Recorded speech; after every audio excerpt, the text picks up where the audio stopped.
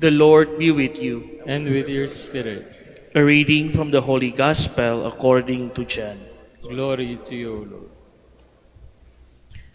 Many of the disciples of Jesus who were listening said, "This saying is hard. Who can accept it?" Since Jesus knew that his disciples were murmuring about this, he said to them, "Does this shock you? What if you were to see the Son of Man ascending to where he was before? It is the Spirit that gives life, while the flesh is of no avail. The words I have spoken to you are spirit and life. But there are some of you who do not believe." Jesus knew from the beginning the ones who would not believe and the one who would betray him. And he said, For this reason I have told you that no one can come to me unless it is granted him by my Father." As a result of this, many of his disciples returned to their former way of life and no longer walked with him. Jesus said to the 12, "Do you also want to leave?" Simon Peter answered him, "Master, to whom shall we go? You have the words of eternal life. We have come to believe and are convinced that you are the Holy One of God." The Gospel of the Lord. Praise to you, Lord Jesus Christ. Please be seated.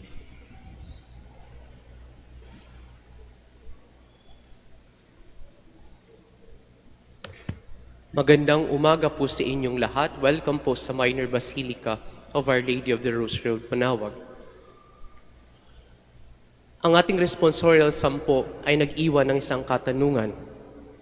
Ang katanungan na ito ay, how shall I make a return to the Lord for the good that He has done for me? Paano nga ba natin pwedeng suklian ang kabutihan ng Diyos? Ano bang pwede nating gawin para masuklian ang kabutihan ng Diyos? Mga kapatid, pagbabalikan po natin ating ebanghelyo sa araw na ito, kinuha po ito sa chapter 6 of John, of the Gospel of John. At bago sinabi ito ng ating Panginoon, bago nangyari ang kaganapan na narinig natin sa ebanghelyong ito, may itinanong din ang mga Hudyo kay Kristo. Ang tanong ay ganito, what are the works that God wants us? Ano ba yung mga gawa na in-expect ng Diyos sa amin? Yun po yung katanungan. At simple yung sinagot ng ating Panginoon. It is not works. In fact, the Jews were asking for works. Ibig sabihin, they were thinking of prescriptions. Mga bagay na pwede lang gawin para sa Diyos.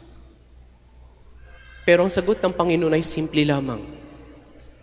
The work God wants is this, that you believe in the one He sent.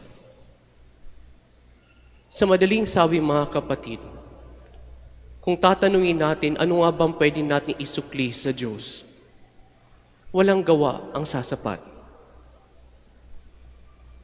No matter how many good things we have done, it will not always be enough to repay the goodness of the Lord. Walang sasapat na kabutihan ang pwede nating ibalik sa Diyos. Ang tanging sasapat ay yung maniwala tayo kay Kristo. That is the only thing that would be enough.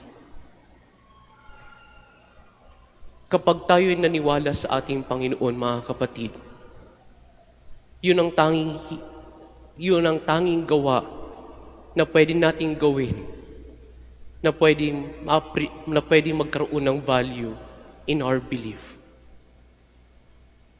You see, sa gospel, after hearing Jesus telling them that his body is true food and his blood is true drink, many of the followers left Jesus. Umalis. Lumisan. And the reason, sinabi rin sa Ebanghelyo, this saying is hard. It was too much for them to take. Yung sinasabi ng ating Panginoon. Kaya nga, ang tanong nila, who can accept this? Sino bang tatanggap sa sinasabi niyang ito? Kaya nga yung sagot ni Pedro sa ating Ebanghelyo tells us na yun nga yung hinihingi ni Kristo sa kanila. We are convinced and we believe that you have the words of life. Mga kapatid, kung ating babalikan ang kwento ni Pedro, hindi din madali para sa kanyang sabihin ang mga bagay na ito. Probably, at this moment, he was inspired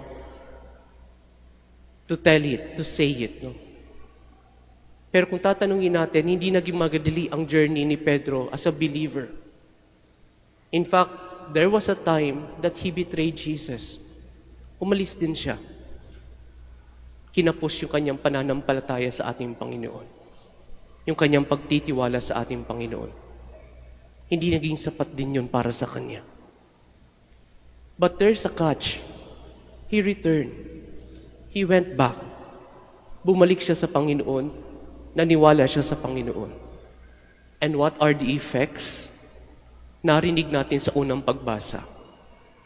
Sa unang pagbasa, may pinagaling si Pedro na paralyzed man from Lydia. At hindi lang yun. May binuhay siya muli na babae from Joppa, si Tabitha. At kung tatanungin niyo, kaya ba talagang gawin ito ni Pedro? We know his story. Alam natin yung kwento niya. We know that he betrayed the Lord. Alam natin na there was a certain point in his life that he was not with the Lord. Pero paano niya nagawa ito? Paano niya nagawa yung mga bagay na imposibleng gawin? It is because the word that he said to Jesus, yung reply niya sa Panginoon sa gospel natin, was made operational on that very day. We believe and are convinced. Mga kapatid, ito yung hinihingi sa atin ng Panginoon. Kung tatanungin niyo ako kung anong pinakamagandang pwede nating gawin sa araw na ito, ay yung paniwalaan ang kanyang sinasabi. That is the only thing that we can actually rely on right now. Kaya nga po, akala natin yung Eucharistia, yung ginaganap po natin dito, is a simple thing that is happening. Hindi po. This is the distinguishing mark that we have from other believers, Christian believers. Kasi we believe that what is happening here right now is a true sacrifice of the cross. Yung tatanggapin natin mamaya sa communion is the true body of Christ. At kung kulang yung ating pananampalataya doon, we will never experience the real grace of what we are actually doing and celebrating right now. Kaya nga, kailangan natin paniwalaan na yung sinabi ng ating Panginoon ay totoo. Because yun ang isang bagay na magbibigay sa atin ng buhay na walang hanggan. You know, I understand in our life there's so many fears. We have so many anxieties. Marami tayong pinangangambahan. And yet, God is only asking one thing from us. That is to believe in the one He sent. Yun lang ang tanging dapat natin gawin. To believe in the one He sent. Kaya nga today, there are times in our life that this, even today, it may be challenging. Challenge ang maniwala sa Panginoon.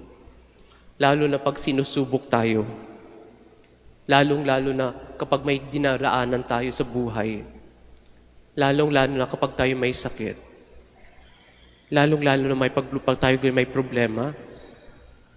And yet the invitation is the same. Believe and be convinced in Jesus. Yun lamang po. Kung meron po kayong dapat gawin at meron dapat kayong bitbitin sa inyong pag-uwi sa inyong mga tahanan, isa lamang po iyon. Bitbitin nyo ang pagniniwala at pagtitiwala sa ating Panginoon. Yun lamang po. And that would be enough. And if you can do that today, kung kaya mong gawin yan today, then there is nothing impossible for you to do. There is no challenge that is unbearable for you. There is no problem that is too heavy for you. There is no anxiety that you cannot conquer if you only believe in Jesus. Uulitin ko po. Believe in the one He sent. Believe in Jesus. Be convinced in your faith in Jesus. And grow in Jesus. That is the only thing that God wants you to do. Amen.